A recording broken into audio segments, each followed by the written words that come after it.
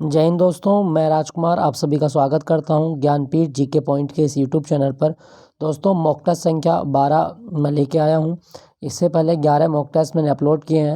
अगर आपने उनको नहीं देखा तो आप देखिए, बहुत कुछ जानने को मिलेगा आपको जीके में। और जीके की उसी क्रम को जारी रखते हुए नया मॉक टेस्ट स्टार्ट करता हूँ। क्वेश्चन संख्या 1 से क्या कहा गया है क्वेश्चन संख्या 1 में कि हरित क्रांति के संबंध में कौन सा कथन सही नहीं है। दोस्तों हरित क्रांति के बारे में कौन सा कथन सही नहीं है ये हमें बात करना है। भारत में हरित क्रांति का पिता एम.एस. स्वामीनाथन को माना जाता है, ये सही है, बिल्कुल सही है।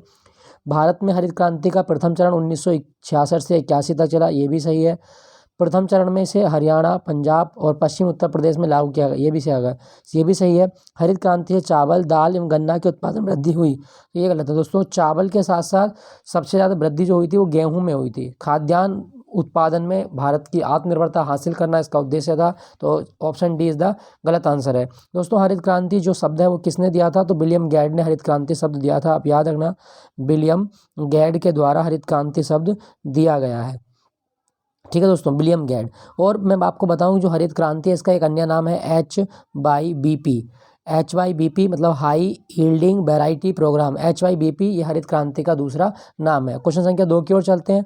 निम्नलिखित में से परियोजना एवं लाभान्वित राज्य सही सुमेलित नहीं है। तो टिहरी बांध कहाँ पर है, उत्तराखंड में, तो ये बिल्कुल सही है, भागीरथी नदी पर है। नागार्जुन सागर बांध आंध्र प्रदेश में, ये भी सही है। तुलबुल जल विद्युत परियोजना जम्मू कश्मीर में, ये भी सही है। लेकिन तिलैया जो है ये झारखंड में है, ये बिहार में नहीं है। सही जवाब होगा आपका option C is the right answer. चलिए अगले क्वेश्चन की ओर चलते हैं। निम्नलिखित में से कौन सी नदी गोदावरी की सहायक नदी नहीं है। तो कौन सी नदी है जो गोदावरी की सहायक नहीं है, ये हमें बताना है। तो इसका सही जवाब क्या होगा। अच्छा बात करें हम मंजीरा गोदावरी की सहायक है। इंद्रावती गोदावरी की सहायक है। पेनगंगा दोनों, लेकिन कोयना इंद्रावती की सहायक नहीं है। सही जवाब होगा ऑप्शन कोयना गोदावरी की सहायक नहीं है, option C is the right answer. दोस्तों गोदावरी की कुल लंबाई कितनी है भारत में, तो 1465 इसकी कुल लंबाई है। और गोदावरी नासिक से निकलती है। कहाँ से निकलती है, नासिक से। त्र्यंबकेश्वर के पठार से गोदावरी नदी निकलती है। गोदावरी को दक्षिणी गंगा भी कहा जाता है, ये भी आप याद रखना। दक्षिणी गंगा किसे कहा गया है, गोदावरी को दक्षिणी गंगा कहा जाता है। सही जवाब होगा ऑप्शन सी कोयना। ये महाराष्ट्र में बहती है वैसे कोयना नदी। भारत की मुख्य तटीय सीमा की लंबाई कितनी है। दोस्तों भारत की मुख्य सीमा मतलब ये प्रायद्वीपीय भारत वाला ये भाग कितना है, इसका सही जवाब होगा ऑप्शन 6100 किलोमीटर। दोस्तों अगर लक्षद्वीप की सीमा भी हम शामिल कर लें और अंडमान निकोबार की सीमा भी मिला लें तो भारत की कुल सीमा बैठती है 7516.6 किलोमीटर।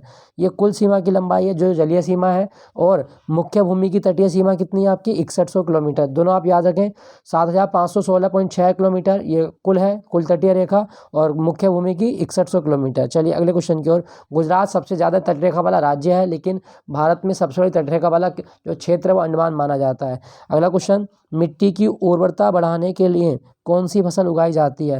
दोस्तों मिट्टी की उर्वरता बढ़ाने का मतलब है कि उसमें नाइट्रोजन की मात्रा को बनाए रखना। और जो दलहनी पौधे होते हैं ये जो है वो नाइट्रोजन फिक्सेशन के काम में आते हैं। तो सही जवाब होगा ऑप्शन डी उड़द। क्यों आते हैं नाइट्रोजन फिक्सेशन के काम में, तो दलहनी पौधों की जड़ों में एक जीवाणु रहता है जिसका नाम है राइजोबियम जीवाणु। ये सहजीवी जीवाणु है और ये भूमि में मिट्टी जो नाइट्रोजन की मात्रा है उसको बनाए रखता है। ठीक है दोस्तों, सही जवाब होगा ऑप्शन डी उड़द, या दलहनी पौधे भी हम इसको कह सकते हैं। अगला है आपका, पारिस्थितिकी तंत्र में उच्चतम पोषण स्तर कौन प्राप्त करता है। दोस्तों पारिस्थितिक तंत्र में जो सबसे ऊंचा पोषण स्तर है वो सर्वाहारी का होता है। Option B is the right answer. दोस्तों आपको बताना है कि इकोसिस्टम जो शब्द है वो किसने दिया था। इकोसिस्टम शब्द किसके द्वारा दिया गया, पारिस्थितिकी तंत्र की अवधारणा किसने दी थी, ये आपके लिए क्वेश्चन है, ये आप बताएं। अगला क्वेश्चन, धारणीय कृषि से क्या तात्पर्य है। दोस्तों सतत कृषि या धारणीय कृषि क्या होती है, इस प्रकार की कृषि जो आज की आवश्यकता को भी पूरा करे और आने वाली जो हमें आवश्यकता है उनको भी पूरा करे, मतलब ऐसी कृषि जिससे भूमि की गुणवत्ता बनी रहे। सही जवाब होगा ऑप्शन डी, जिससे भूमि की गुणवत्ता बनी रहे, धारणीय कृषि। दोस्तों कृषि संविधान की कौन सी सूची का विषय है, तो कृषि राज्य सूची का विषय है। आप याद रखेंगे कृषि किस सूची का विषय है, राज्य सूची का। और भारतीय अर्थव्यवस्था के प्राथमिक क्षेत्र में आती है कृषि। अगले क्वेश्चन की ओर चलते हैं। डिस्टिल्ड वाटर के संदर्भ में कौन सा कथन सत्य है। डिस्टिल्ड वाटर मतलब जो आश्रित वाटर है, तो वो क्या है आपका डिस्टिल्ड वाटर के संबंध में कथन बताना है तो ये विद्युत का कुचालक है। दोस्तों जो आसुत जल होता है ये विद्युत का कुचालक होता है। क्यों? क्योंकि इसमें मुक्त आयन नहीं होते, इसलिए आप याद रखिएगा आसुत जल विद्युत का कुचालक है, वेरी इंपॉर्टेंट। ठीक है दोस्तों, जल का सूत्र क्या होता है? H2O। अच्छा, भारी जल का सूत्र क्या होता है? D2O। भारी जल का सूत्र D2O। ठीक है दोस्तों, जल दिवस कब मनाया जाता है? 22 मार्च को। दोस्तों संयुक्त राष्ट्र संघ ने 2003 को स्वच्छ जल वर्ष भी घोषित किया था, 2003 स्वच्छ जल वर्ष। ठीक है दोस्तों, चलिए अगले क्वेश्चन की ओर। ट्रांसफार्मर किसके लिए प्रयुक्त किया जाता है? तो ट्रांसफार्मर का प्रयोग क्यों होता है ये हमें बताना है। ट्रांसफार्मर का प्रयोग क्यों किया जाता है? प्रत्यावर्ती धारा के लिए ट्रांसफार्मर का प्रयोग किया जाता है। AC को DC में बदल देता है, ये आप याद रखिएगा, प्रत्यावर्ती धारा के लिए किया जाता है ट्रांसफार्मर। क्वेश्चन संख्या 10 की ओर चलते हैं। कहा गया है चीनी यात्री संयुगन भारत कब आया था? तो संयुगन भारत कब आया था? इसका सही जवाब होगा ऑप्शन सी, 1518 ईस्वी में चीनी यात्री संयुगन भारत में आया था। ठीक है दोस्तों, अगले क्वेश्चन की ओर चलते हैं। इसमें कहा गया तुर्कान ए चहालगानी। दोस्तों ये 40 तुर्की सरदारों का एक ग्रुप है, ये विद्वान भी हैं। तो ये किसने समाप्त किया था? तुर्क ए चहालगानी को समाप्त करने वाला व्यक्ति कौन था? सही जवाब होगा ऑप्शन बी, बलबन। बलबन ने तुर्की जो सरदारों का ग्रुप था इसको समाप्त कर दिया था। दोस्तों बलबन ये अपने आप को जिले इलाही कहता है, याद रखना, जिले इलाही। और इसने अपने दरबार में एक प्रथा स्टार्ट की थी जिसका नाम था सिजदा व पैबोस। सिजदा व पैबोस किसने शुरू किया था? तो बलबन के द्वारा सिजदा व पैबोस शुरू किया गया था। चलिए अगले क्वेश्चन की ओर। क्वेश्चन संख्या 12, निम्नलिखित में से किस चट्टान प्रणाली से चूने का पत्थर, बलुआ पत्थर और चीनी मिट्टी प्राप्त होती है? तो कौन सा चट्टान समूह है जहां से चूने का पत्थर निकलता है? सही जवाब होगा ऑप्शन डी, विंध्य श्रेणी से ये जो चूने का पत्थर है, बलुआ पत्थर है ये, और चीनी की मिट्टी प्राप्त होती है। दोस्तों विंध्य की श्रेणी में एक खान आपको याद रखनी है, पन्ना की खान, और पन्ना की खान भारत में हीरे के लिए प्रसिद्ध है। ठीक है दोस्तों, क्या आप बता सकते हैं विंध्य पर्वत की सबसे ऊंची चोटी क्या है? सद्भावना पीक। विंध्य की सबसे ऊंची चोटी क्या है? सद्भावना पीक, ये आप याद रखना, गुडविल पीक इसे कहा जाता है। ये विंध्याचल की सबसे ऊंची चोटी है। अगले क्वेश्चन की ओर चलते हैं। भारत में किस धार्मिक समूह की वृद्धि दर सबसे कम है? तो कौन सा ऐसा धार्मिक समूह है जिसकी वृद्धि दर सबसे निम्न है? तेरे का सही जवाब होगा ऑप्शन सी, जैन धर्म। जैन धर्म की जो वृद्धि दर है वो सबसे निम्न है। दोस्तों जैन धर्म 2011 की जनगणना में सबसे ज़्यादा साक्षर धर्म भी माना गया है। ठीक है दोस्तों, और भारत में सबसे बड़ा धर्म के लोग कौन से हैं? वो हैं आपके हिंदू। सबसे ज़्यादा जो है वो है हिंदू, लगभग 80% भारत में हिंदू रहते हैं, 79 पॉइंट समथिंग है, तो आप याद रखें 80% हिंदू। अगला है आपका जैव विकास को सर्वप्रथम किसने समझाया था? जैव विकास, तो जैव विकास की जो अवधारणा सबसे पहले दी थी वो दी थी आपकी लैमार्क ने। लैमार्क, ये आप याद रखें। मेंडल को आनुवांशिकता का जनक माना जाता है, ये आप याद रखना। और मनोविज्ञान का जनक कौन है आपका? अरस्तू मनोविज्ञान का जनक है। तो जैव विकास, लैमार्क। अगले क्वेश्चन की ओर चलते हैं। मतदान के समय प्रयुक्त अमिट स्याही किस पदार्थ की बनी होती है? तो दोस्तों मतदान के समय जो अमिट स्याही बनती है वो बनाते हैं सिल्वर नाइट्रेट से। सही जवाब होगा ऑप्शन ए, सिल्वर नाइट्रेट। दोस्तों हम बात करें कि भारत में मतदाता स्याही कहाँ बनती है, तो भारत में मतदाता स्याही केवल मैसूर में बनती है, मैसूर जो कि कर्नाटक में है। ठीक है दोस्तों, चलिए। अच्छा, यहाँ पे लिखा गया आपका सिल्वर आयोडाइड। दोस्तों सिल्वर आयोडाइड का प्रयोग कृत्रिम वर्षा में किया जाता है, याद रखना, कृत्रिम वर्षा में सिल्वर आयोडाइड का प्रयोग किया जाता है। चलिए अगले क्वेश्चन की ओर चलते हैं। 2000 नहीं है, क्वेश्चन संख्या 16, प्रांतीय स्वायत्ता की शुरुआत किस अधिनियम द्वारा हुई थी? तो कौन सा अधिनियम था जिसमें प्रांतीय स्वायत्ता की बात की गई? दोस्तों 1935 में पहली बार प्रांतीय स्वायत्ता की बात की गई थी। सही जवाब होगा ऑप्शन बी, भारत शासन अधिनियम 1935। भारतीय संविधान के लगभग 65 से 70% प्रावधान जो लिए गए हैं वो भारत सरकार अधिनियम 1935 से लिए गए हैं। भारत सरकार अधिनियम को पंडित जवाहरलाल नेहरू ने गुलामी का जो कानून है वो भी कहा था, दास्ता का नया कानून इसे कहा गया जवाहरलाल नेहरू के द्वारा। अगले क्वेश्चन की ओर चलें। अवशिष्ट शक्तियां केंद्र में निहित होने का सिद्धांत भारत में किस देश से लिया गया है? दोस्तों अवशिष्ट शक्ति वे शक्तियां जो संघ सूची, राज्य सूची और समवर्ती सूची से जो विषय बच गए हैं वो अवशिष्ट शक्ति में रखे गए हैं। तो अवशिष्ट शक्ति जो ली गई भारत में वो कहाँ से ली गई है? सही जवाब होगा आपका ऑप्शन डी, कनाडा से लिया गया है, याद रखिएगा कनाडा। और फ्रांस से क्या लिया हमने? फ्रांस से लिया स्वतंत्रता, समानता, बंधुता, ये जो शब्द हमने लिए हैं वो फ्रांस की क्रांति से लिए हैं। ऑस्ट्रेलिया से समवर्ती सूची की धारणा ली है। अमेरिका से हमने राष्ट्रपति का पद हमने अमेरिका से लिया। हमने और क्या लिया हमने, वित्तीय आपातकाल अमेरिका से लिया है, मौलिक अधिकार हमने अमेरिका से लिए हैं। तो ये सारी चीज़ें आप याद रखिएगा। ऋग्वेद में आर्य शब्द का उल्लेख कितनी बार किया गया है, तो कितने शब्द ऋग्वेद में है आर्य शब्द, तो सही जवाब होगा ऑप्शन सी, नहीं सॉरी हाँ ऑप्शन सी 36 बार ऋग्वेद में आर्य शब्द का उल्लेख है। दोस्तों ऋग्वेद दुनिया का सबसे प्राचीन वेद है और इसका पंडित क्या कहलाता है, होत्री कहलाता है। ठीक है दोस्तों, ऋग्वेद का 10वां मंडल पुरुष सूक्त है और पुरुष सूक्त में 4 वर्णों की उत्पत्ति का सिद्धांत भी दिया गया है, 4 वर्णों की उत्पत्ति 10वें मंडल में। ठीक है दोस्तों, ऋग्वेद में कितनी सूक्तियाँ हैं, तो 1028 श्लोक इसमें लिखे गए हैं, ये भी आप याद रखिएगा, 1028 श्लोक हैं ये। ठीक है दोस्तों, चलिए कपास के रेशे को किससे प्राप्त किया जाता है, तो दोस्तों कपास के रेशे जो प्राप्त होते हैं वो किससे प्राप्त होते हैं, सही जवाब होगा ऑप्शन ए, बीज से प्राप्त होते हैं। दोस्तों भारत का भारतीय कपास अनुसंधान केंद्र कहाँ पर है, तो नागपुर में भारतीय कपास अनुसंधान केंद्र है। कपास की खेती के लिए जो मिट्टी सबसे उपयुक्त होती है वो होती है आपकी काली मिट्टी। दोस्तों काली मिट्टी से कपासी मिट्टी भी कहा जाता है, आप याद रखिएगा। कपास खरीफ की फसल है, कपास जो है वो खरीफ की फसल है और ये नकदी फसलों में भी आती है। सही जवाब होगा ऑप्शन ए, बीज से कपास के रेशे प्राप्त होते हैं। अगले क्वेश्चन में चलते हैं। यहाँ पे कुछ घास के मैदान दिए गए हैं और इनको मिलाना है। दोस्तों उत्तरी अमेरिका में प्रेरी घास के मैदान पाए जाते हैं, सही जवाब है आपका उत्तरी अमेरिका। पंपास घास के मैदान अर्जेंटीना में मिलते हैं, मतलब दक्षिण अमेरिका सही है। बेल्ट घास के मैदान दक्षिण अफ्रीका, ये भी सही है। स्टेपी घास के मैदान, दोस्तों स्टेपी घास के मैदान यूरेशिया में मिलते हैं, सही जवाब होगा आपका ऑप्शन डी, ये अफ्रीका जो है ये गलत है, ये यूरेशिया में मिलते हैं। मंगोलिया, चीन, रूस और मंगोलिया, चीन, रूस, इनमें आपको देखा जाएंगे स्टेपी घास के मैदान। और स्टेपी घास के मैदानों को हंगरी में पुस्टास कहा जाता है। पुस्टास घास के मैदान कहाँ पर है, हंगरी में। दोस्तों आपसे पूछा जाए कभी डाउन्स घास के मैदान कहाँ पर है, तो डाउन्स घास के मैदान शीतोष्ण होते हैं और ये ऑस्ट्रेलिया में होते हैं। ऑस्ट्रेलिया के घास के मैदानों को डाउन्स कहा जाता है। और कंटेबरी पूछेगा आपसे, कंटेबरी घास के मैदान कहाँ होते हैं, तो कंटेबरी घास के मैदान होते हैं आपके न्यूजीलैंड में, ये आप याद रखना, न्यूजीलैंड में कंटेबरी घास के मैदान पाए जाते हैं। एक चीज़ मैं आपको और बता दूं, भारत में बुग्याल घास के मैदान होते हैं उत्तराखंड में, बुग्याल उत्तराखंड।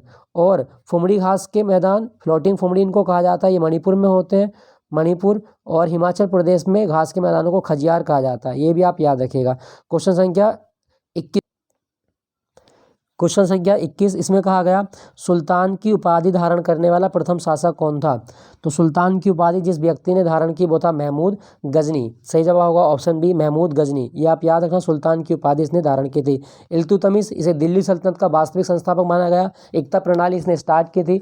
कुतुबुद्दीन ऐबक, इसे लाख बख्श कहा जाता है, और कुतुबुद्दीन ऐबक ने ममलूक या गुलाम वंश की स्थापना भी भारत में की थी।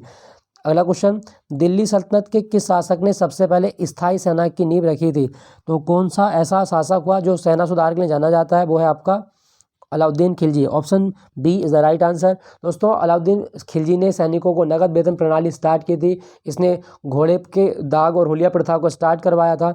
और अलाउद्दीन खिलजी का बचपन का नाम है अली गुरसब, ये अपने आप को सिकंदर और सानी सिकंदर सानी भी कहता है, मतलब दूसरा सिकंदर कहता है। दोस्तों दिल्ली सल्तनत की बात करें तो दिल्ली सल्तनत की जो समय सीमा है वो 1206 से 1526 ईस्वी मानी जाती है, 1206 से 1526 ईस्वी दिल्ली सल्तनत का काल है, ये भी आप याद रखिएगा। ठीक है दोस्तों, चलिए अगले क्वेश्चन की ओर चलते हैं। निम्नलिखित में से कौन सा सही सुमेलित नहीं है, देखते हैं इसमें क्या है। इलेक्ट्रॉन की खोज जे टॉमसन ने की थी, बिल्कुल सही है। प्रोटॉन की खोज गोल्डस्टोन ने की थी, गोल्डस्टीन। न्यूटन की खोज चैडविक। मेसॉन की खोज रदरफोर्ड, ये गलत है। 23 का जवाब होगा ऑप्शन डी, रदरफोर्ड ने मेसॉन की खोज नहीं की थी, ये आपको याद रखिएगा। रदरफोर्ड के बारे में एक चीज़ याद रखना, नाभिक की खोज का श्रेय किसे दिया जाता है, रदरफोर्ड को ही दिया जाता है। अगला क्वेश्चन है आपका 24, ठोस एरोसोल का उदाहरण क्या है, तो 24 का सही जवाब होगा आपका ऑप्शन डी, ठोस एरोसोल का जो उदाहरण है वो है आपका धुआं, सही जवाब है आपका 24 का ऑप्शन डी, धुआं ठोस एरोसोल का उदाहरण होता है।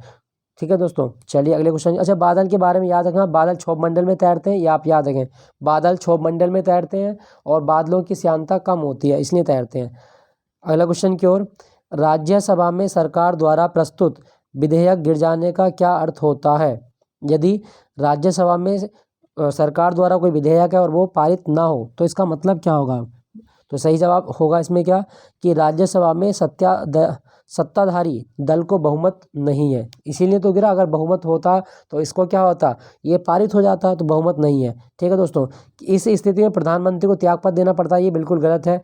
प्रधानमंत्री को संसद में बहुमत बिल्कुल गलत है। सरकार शासन बिल्कुल गलत है। मतलब राज्यसभा में यदि कोई विधेयक पारित नहीं होता तो उसका मतलब है कि सत्ताधारी दल को राज्यसभा में जो बहुमत है वो हासिल नहीं है। अगले क्वेश्चन की ओर चलते हैं। क्वेश्चन संख्या 26, भारत के कोरोमंडल तट पर सबसे सर्वाधिक वर्षा होती है। तो दोस्तों कोरोमंडल तट पर जो वर्षा होती है ये शीत ऋतु में होती है। और ये कब होती है, तो इसका सही जवाब होगा ऑप्शन डी, अक्टूबर से नवंबर के बीच वर्षा होती है। दोस्तों कोरोमंडल जो तट है ये पूर्वी घाट पे आता है, पूर्वी घाट। और भारत में जो कोरोमंडल तट है इसकी कुल लंबाई कितनी है, 22,800 वर्ग किलोमीटर, 800 किलोमीटर ये इसकी लंबाई है, सॉरी 22,800 वर्ग किलोमीटर एरिया है। कोरोमंडल तट का जो एरिया है वो 22,800 वर्ग किलोमीटर है। दोस्तों कोरोमंडल तट ये आंध्र प्रदेश और तमिलनाडु का तट है, दोनों आप याद रखना, आंध्र प्रदेश और तमिलनाडु का तट है कोरोमंडल तट। केरल का तट क्या कहलाता है, मालाबार तट कहलाता है। ठीक है दोस्तों, चलिए अगले क्वेश्चन की ओर। क्वेश्चन संख्या 27, सूची 1 को सूची 2 के साथ सम्मिलित करना है। इसमें कहा गया है कौन सा इसमें सही होगा, तो इसमें देखें हम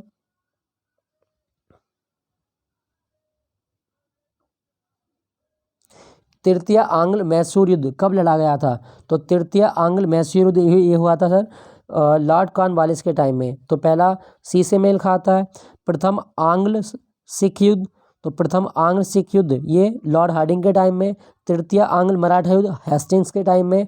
और प्रथम आंग्ल अफगान युद्ध लॉर्ड ऑकलैंड के काल में हुआ था। सही जवाब होगा इसका बनेगा एक, सॉरी हाँ, एक सी, बी, ए और डी। सही जवाब है ऑप्शन डी, सी, बी, ए और D. Option D is the right answer. अगले क्वेश्चन की ओर चलते हैं। क्वेश्चन संख्या 28, राज्य नीति के निर्देशक तत्वों का समुचित क्रियान्वयन करता है। तो राज्य नीति के जो निर्देशक सिद्धांत हैं ये बॉन्डिंग नहीं है और ये राज्य की इच्छा पर डिपेंड करते हैं। तो सरकार की इच्छा और शक्ति पर्याप्त दोनों साधनों की उपलब्धता पर निर्भर करते हैं। दोस्तों डीपीएसपी संविधान के भाग 4 में है और भाग 4 के अतिरिक्त ये संविधान में अनुच्छेद 36 से 51 तक लिखे गए हैं। जो राज्य नीति के निर्देशक सिद्धांत हमने आयरलैंड से बोरो किए हैं और ये गैर न्याय संगत होते हैं, मतलब इनके खिलाफ आप सुप्रीम कोर्ट में नहीं जा सकते। तो अगला क्वेश्चन, किसे लोकप्रिय नाम लाल कुर्ती के रूप में जाना जाता है। दोस्तों खुदाई खिदमतगार जो खान अब्दुल गफ्फार खान ने स्टार्ट किया था इसे ही लाल कुर्ती संगठन कहा जाता है। Option C is the right answer. Khudai Khidmatgar red shirt organisation ये आप याद रखें। किसने स्टार्ट की थी, अब्दुल गफ्फार खान। अब्दुल गफ्फार खान वही व्यक्ति हैं जिन्हें इन्हें सीमांत गांधी भी कहा जाता है। बच्चा खान या बादशाह खान और खान अब्दुल गफ्फार खान का ही नाम है। चलिए अगले क्वेश्चन की ओर चलते हैं। क्वेश्चन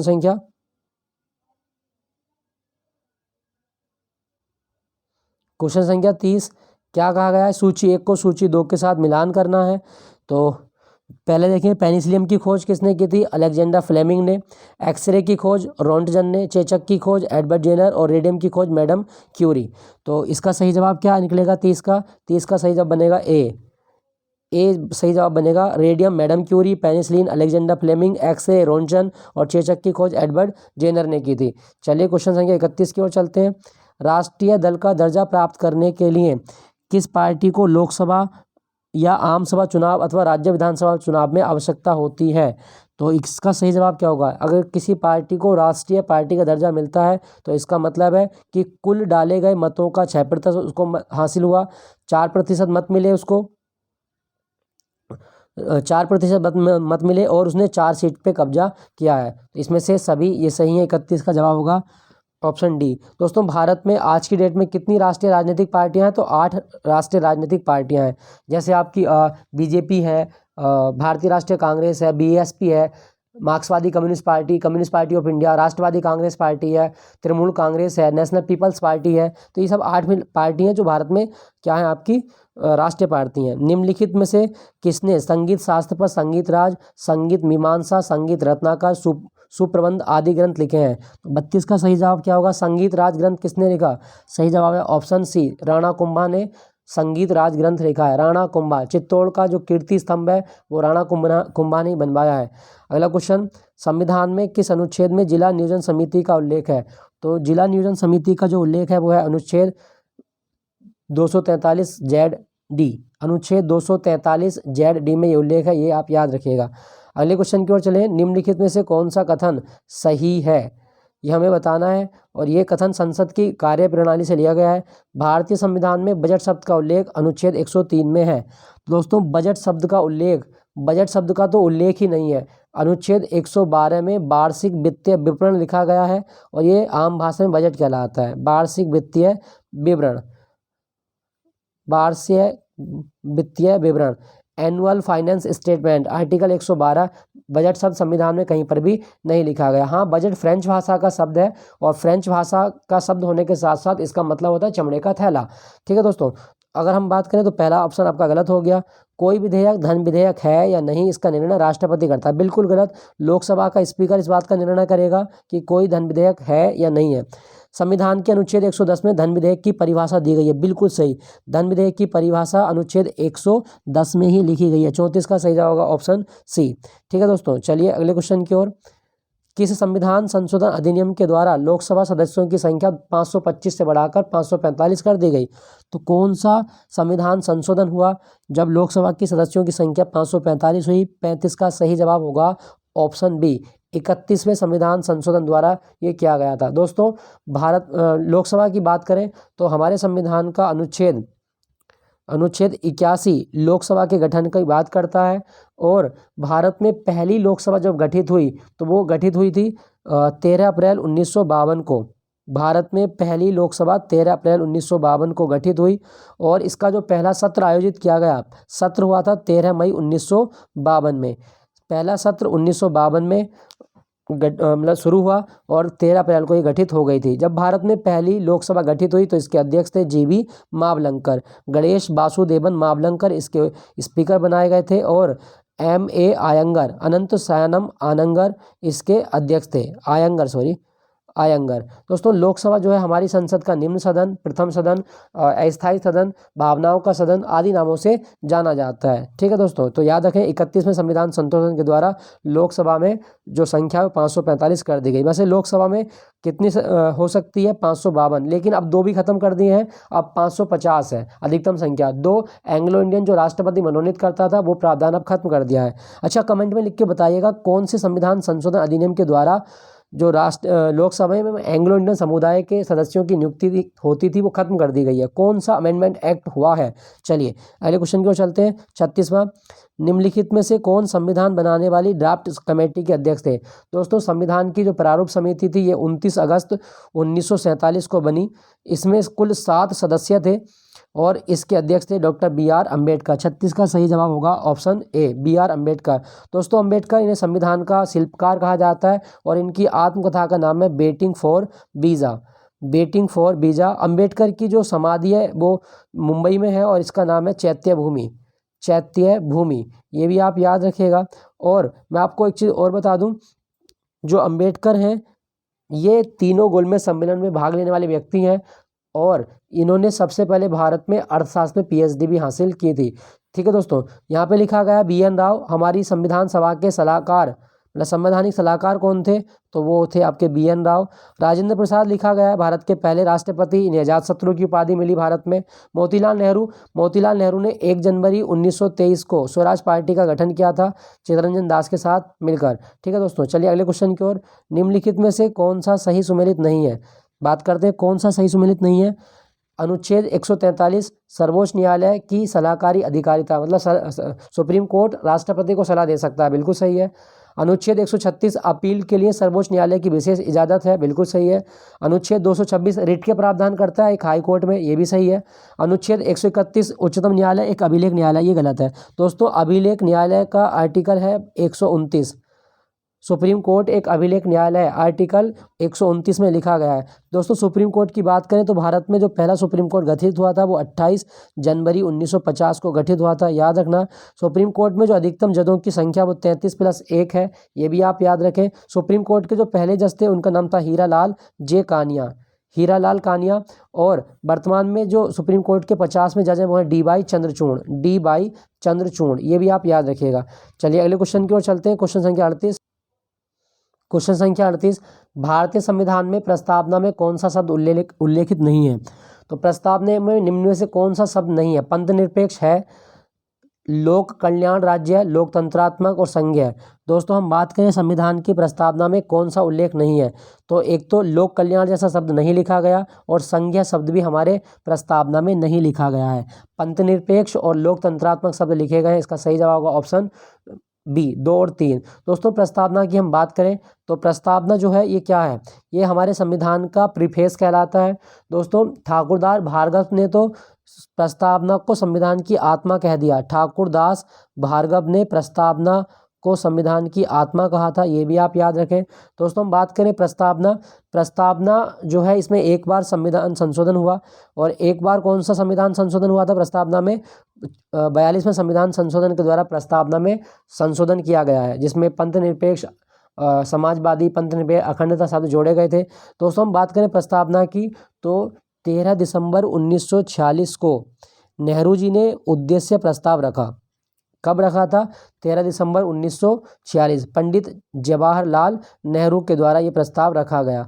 अब यही प्रस्ताव जो था वो आधार है प्रस्तावना का, और इस प्रस्ताव को संविधान सभा ने प्रस्तावना के रूप में 22 जनवरी 1947 को अपना लिया था। तो यही उद्देश्य प्रस्ताव हमारी संविधान की प्रस्तावना का आधार है, आप याद रखिएगा। प्रस्तावना का विचार कहाँ से लिया गया है? तो प्रस्तावना का विचार हमने लिया था प्रस्तावना का विचार अमेरिका के संविधान से हमने प्रस्तावना का विचार लिया है। चलिए अगला,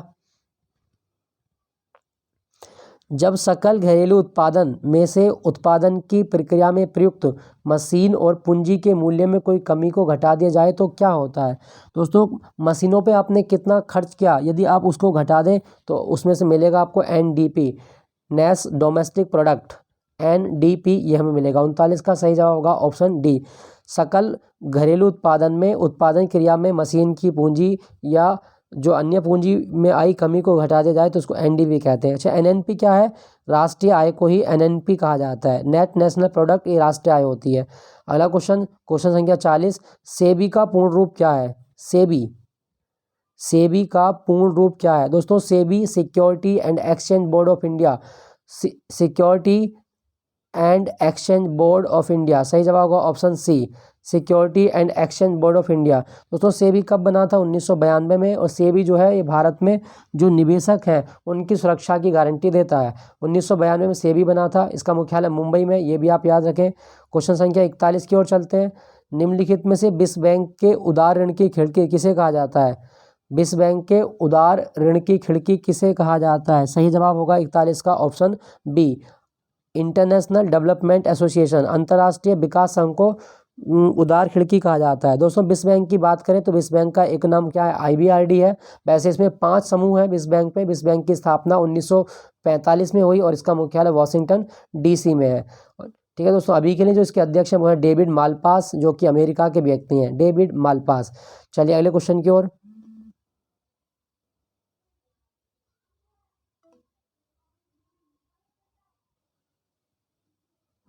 क्वेश्चन संख्या 42 की ओर चलते हैं। इसमें क्या कहा गया है? क्वेश्चन संख्या 42 क्या है? सही सुमेलित कौन सा नहीं है, ये हमें छांटना है। 42 में देखें तो पिट्स का इंडिया एक्ट ये कब आया था? उसके बाद में डॉक्ट्रिन ऑफ लैप्स की नीति, ये डलहौजी की नीति है। बर्नाक्यूलर प्रेस एक्ट ये रिपन का है, तो इसका रिपन का है, ये लिटन का है, सॉरी। बर्नाक्यूलर प्रेस एक्ट लिटन ने स्टार्ट किया था, तो इसका सही जवाब होगा 42 का ऑप्शन सी।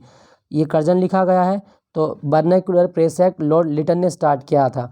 पिट्स का इंडिया एक्ट वॉरेन हेस्टिंग्स के टाइम में आया था, ये भी सही है। दोबारा देख लेते हैं। पिट्स का India Act Warren Hastings, doctrine of lapse Dalhousie, Ilbert bill Ripon. लेकिन जो बर्नाक्यूलर एक्ट है ये कर्जन ने नहीं शुरू किया था, ये लिटन ने स्टार्ट किया था, लॉर्ड लिटन। 1878 में बर्नाक्यूलर प्रेस एक्ट शुरू किया गया था, ये आप याद रखिएगा। ठीक है दोस्तों। अच्छा, डॉक्ट्रिन ऑफ लैप्स की नीति के चलते सबसे पहले किसे कैप्चर किया गया था? सतारा को कैप्चर किया गया था, याद रखना, सतारा 1848 में। इल्बर्ट बिल का विवाद कब आया था? 1883 में इल्बर्ट बिल का विवाद आया था। पिट्स का इंडिया एक्ट 1784 में आया था, ये भी आप याद रखिएगा। क्वेश्चन संख्या 43 की ओर चलते हैं। बाल विवाह रोकने के लिए एज ऑफ कॉन्सेट एक्ट कब लाया गया था? तो 43 का सही जवाब होगा ऑप्शन बी, 1891 में लाया गया था बाल विवाह को रोकने के लिए। ठीक है दोस्तों, चलिए अगले क्वेश्चन की ओर। First war of Indian independence पुस्तक के लेखक कौन है? दोस्तों ये बड़ी फेमस किताब है और इस किताब के जो लेखक है वो है आपके बी.डी. सावरकर। बी.डी. सावरकर के द्वारा first war of Indian independence लिखी गई है। अगला क्वेश्चन, पादप कोशिका में सबसे बड़ा कोशिकांग कौन सा है? 45 का सही जवाब होगा ऑप्शन सी, प्लास्टिड। पादप कोशिका में सबसे बड़ा कोशिकांग है प्लास्टिड। दोस्तों पादप कोशिका की कोशिका भित्ति किसकी बनी होती है? सेलुलोज की बनी होती है, याद रखिएगा इसके बारे में, सेलुलोज की बनी होती है। जंतु कोशिका की कोशिका भित्ति, दोस्तों जंतु कोशिका में तो कोशिका भित्ति ही नहीं होती। क्वेश्चन संख्या 46 की ओर चलते। क्वेश्चन संख्या 46, क्या कहा गया इसमें? नींबू निचोड़ने की मशीन किस प्रकार का उत्तोलक है? तो दोस्तों नींबू निचोड़ने की मशीन ये द्वितीयक प्रकार का उत्तोलक है, याद रखना द्वितीयक प्रकार का उत्तोलक होता है। अच्छा, नींबू में कौन सा अम्ल होता है? तो विटामिन सी, मतलब एस्कॉर्बिक अम्ल पाया जाता है, सिट्रिक अम्ल होता है वैसे। उसके बाद में देखें, जीवाणु विज्ञान का जनक कौन है? तो जीवाणु विज्ञान ल्यूवेनहॉक। आनुवांशिकी का जनक कौन है? टी.एच. मॉर्गन। प्रतिरक्षा विज्ञान एडवर्ड जेनर। और सूक्ष्म विज्ञान लुई पास्चर। सही जवाब इसका क्या होगा? सही जवाब होगा ऑप्शन सी, ऑप्शन सी सही जवाब है। जैसे ए 3 से मेल खाता है मतलब जीवाणु ल्यूवेनहॉक, बी 4 से मेल खाता है सूक्ष्म जीव विज्ञान लुई पास्चर, सी 2 से मेल खाता है तो आधुनिक आनुवांशिकी टी.एच. मॉर्गन, प्रतिरक्षा विज्ञान एडवर्ड जेनर। जेनर ने ही चेचक का टीका सबसे पहले विकसित किया था, लुई पास्चर इन्होंने रेबीज का टीका विकसित किया था, ल्यूवेनहॉक ने बैक्टीरिया की खोज की थी, ये भी आप याद रखें। क्वेश्चन संख्या 48, इसमें क्या कहा गया? कार्य का मात्रक क्या होता है? कार्य का मात्रक, दोस्तों सबसे पहले तो आप याद रखें कार्य का सूत्र क्या है? W बराबर F इंटू एस। ठीक है दोस्तों, और ये कोस थीटा में आता है। अब बल का मात्रक न्यूटन और एस जो है वो दूरी है, तो क्या आएगा? Newton metre. कार्य का मात्रक है न्यूटन मीटर। और इसके अतिरिक्त जो हम कार्य निकालते हैं एफ, एक तरीके से और निकाल सकते हैं कार्य, जैसे हम निकालेंगे कार्य का मात्रक जूल भी होता है, ये भी आप याद रखिएगा, जूल। कार्य का मात्रक जूल, किलोग्राम मीटर प्रति सेकंड स्क्वायर, किलोग्राम मीटर प्रति सेकंड स्क्वायर भी किसका मात्रक होता है? कार्य का। तो सही जवाब होगा ऑप्शन डी, ऑप्शन डी इसका सही जवाब। दोस्तों कार्य जो है ये अदिश राशि है। अच्छा, क्यों अदिश राशि है कार्य? क्योंकि दो सदिश राशियों का डॉट गुणनफल हमेशा अदिश होता है, याद रखना। दो सदिश राशि हैं, जैसे बल सदिश राशि है और जो आपका वेग है, विस्थापन है, वो भी सदिश राशि है।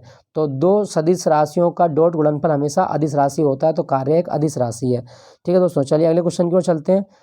49 में निम्नलिखित कथनों में से विचार करना है कि कौन सी चीज़ इस धर्म के बारे में सही लिखी गई है।